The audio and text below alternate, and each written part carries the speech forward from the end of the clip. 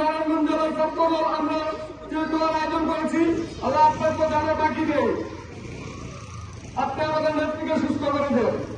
আমরা দেশনেত্রী বেগম খালেদা জিয়াকে শ্রদ্ধা করে স্মরণ করছি এবং প্রথমে সবার কাছে আমি গণতন্ত্রের মা, গণতন্ত্রের অত্যন্ত প্রহরী, সাবেক 3 বারের প্রধানমন্ত্রী দেশনেত্রী বেগম খালেদা জিয়ার জন্য দোয়া চাচ্ছি। আল্লাহ তোমার বান্দির জন্য খাস করে দোয়া করি, তার জন্য দোয়ার আয়োজন। তোমার বান্দিকে তুমি আল্লাহ সুস্থ করে দাও, আল্লাহ তাড়াতাড়ি সুস্থ করে দেশের জনগণের সেবা করতে পারে আল্লাহ সেই তৌফিক দাও। আল্লাহ তোমার বান্দির জীবনের গুনাহকে মাফ করে দাও, তোমার বান্দির মা বাবার কবরে সকলকে আল্লাহ মাফ করে দাও।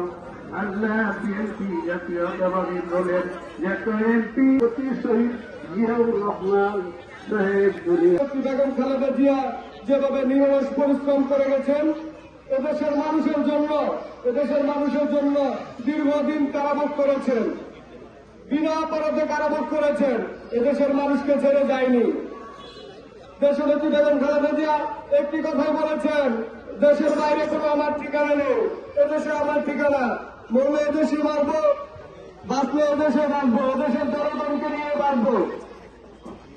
আজকে দেশনেত্রী খালেদা জিয়া মৃত্যু সজ্জায় অবস্থা আছে। এদেশের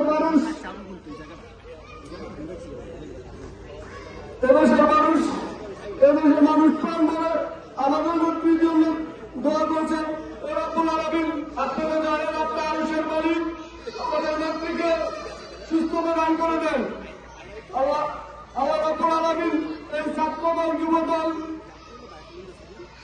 আজকে নারায়ণগঞ্জ জেলার সপ্তদল আমরা যে দোয়ার আয়োজন করেছি, আল্লাহ আপনার তো জানা বাকি নেই, আপনি আমাদের নেত্রীকে সুস্থ করে দেন। আমরা খাবারের দেশে নেত্রী বেগম খালেদা জিয়ার পিছনে খালেদা জিয়া এদেশে সরকার গঠন করে এদেশের মানুষের পক্ষে থাকার জন্য সুযোগ করে দেন। দীর্ঘ 3 বারের প্রধানমন্ত্রী ছিলেন, কোন আলমাদের নামে একটা কোনো মিথ্যা কথা বলেনি। এদেশের আলমাদের সুন্দরভাবে ইসলাম প্রচার করেছে। উনি একজন দীর্ঘ ধর্মপ্রিয় মহিলা, ধর্মকে অনেক পছন্দ করেন, আল্লাহকে বিশ্বাস করেন।